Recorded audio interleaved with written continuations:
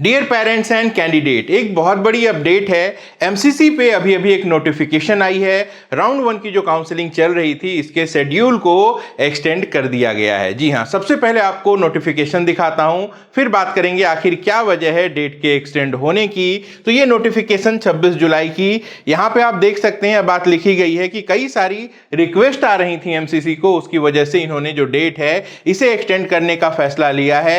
जो रजिस्ट्रेशन और पेमेंट का ऑप्शन था, अब इसे एक्सटेंड कर दिया गया है। 28 जुलाई पहले डेट थी, अब ये 31 जुलाई तक चलेगा।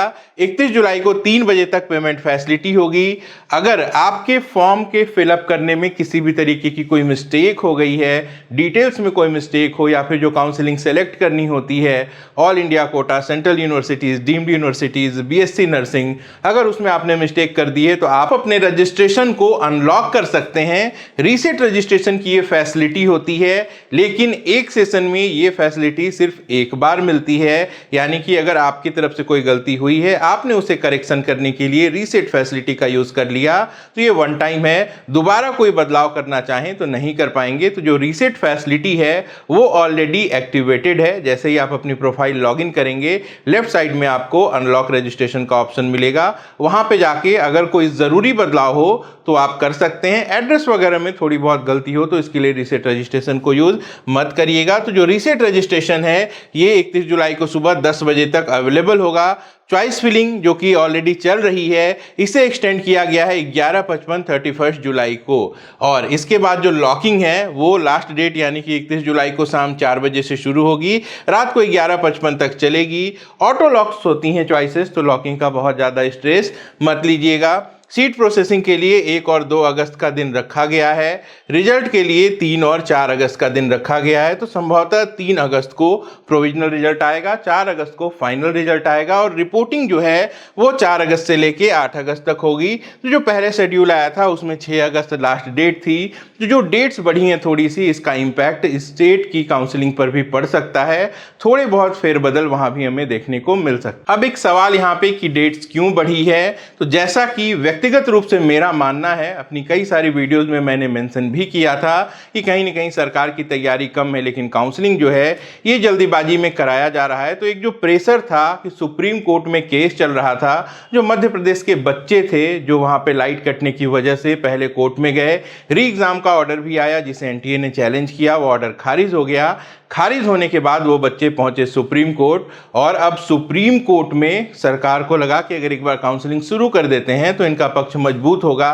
कहीं न कहीं ऐसा हुआ भी। सुप्रीम कोर्ट में कल के दिन यानी कि 25 जुलाई को इसे खारिज कर दिया गया। तो ऐसे में कई सारी इंपॉर्टेंट चीज़ें थीं जो सरकार की तरफ से छूट गई थीं। पीडब्ल्यूडी की जो नोटिस है वो बहुत देर से आई, जबकि उनके लिए नियमों में भी बदलाव हुए थे। तो उन कैंडिडेट्स को भी डॉक्यूमेंट तैयार करने के लिए समय चाहिए। एनआरआई को लेके सरकार ने नियमों में बदलाव किया। एनआरआई कन्वर्सन की नोटिस आया करती थी, तो पहले यह बताया गया कि नोटिस नहीं आएगी, बाद में फिर कल ये नोटिस भी जारी कर दी गई। जो कन्वर्शन है उसके लिए समय दिया गया, हालांकि जो स्पॉन्सर कैटेगरी है इसे खत्म कर दिया गया है। तो इन सारे डॉक्यूमेंट्स को प्रोसेस करने में थोड़ा टाइम तो लगता है। कई सारे कॉलेजेस लिस्ट से बाहर हैं, और जो सबसे बड़ा नुकसान बच्चों का हुआ वो ये था कि कई सारे नए कॉलेजेस जो 2025 सत्र में ऐड होने थे वो नहीं हुए हैं। तो हो सकता है कि जो नए कॉलेजेस हैं वो आपको राउंड 2 से देखने को मिले।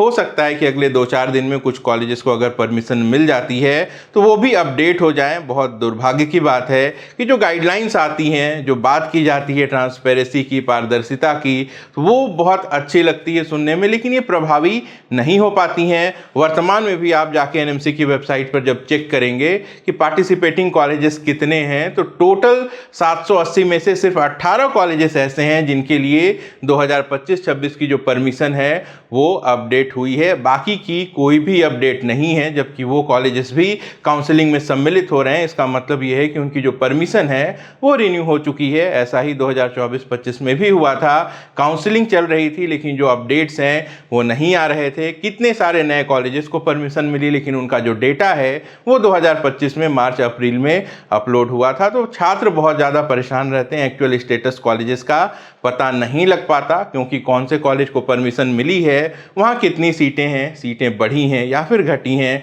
ये जो डेटा है ये एनएमसी पर ही उपलब्ध होता है, बट एनएमसी की जो वेबसाइट है वो बिल्कुल भी अपडेट नहीं हो रही है। खैर, डिले की वजह चाहे जो भी हो, लेकिन अब जो डेट है वो बढ़ चुकी है, तो आप इत्मीनान से अच्छे से चॉइस फिलिंग करिएगा। ऑल इंडिया कोटे के लिए और देश के सभी राज्यों में जो सरकारी कॉलेजेस हैं उनकी क्या सीक्वेंस हो सकती है, ऑलरेडी एक पीडीएफ लिस्ट बना के मैं अपने टेलीग्राम चैनल पे पोस्ट कर चुका हूं। आप उसे रेफरेंस में ले सकते हैं अपनी अच्छी चॉइस फिलिंग के प्रिपरेशंस के लिए। तो बहुत सोच समझ के प्लानिंग करिए। राउंड 1, राउंड 2, राउंड 3 जो होता है, राउंड 3 सबसे इंपॉर्टेंट है। राउंड 3 में अलॉटेड सीट को छोड़ देते हैं तो आप आगे काउंसलिंग में पार्टिसिपेट नहीं कर पाएंगे एमसीसी की। तो जो भी नियम है इनको लेके ऑलरेडी एक वीडियो बना चुका हूं, उसे देख लीजिएगा। नियमों को ध्यान में रखिए, अच्छे से चॉइस फिलिंग करिए। आप सभी को बहुत बहुत शुभकामनाएं। अपना और अपनों का खूब ख्याल रखिएगा। मैं जल्द मिलता हूं। नमस्कार, जय हिंद।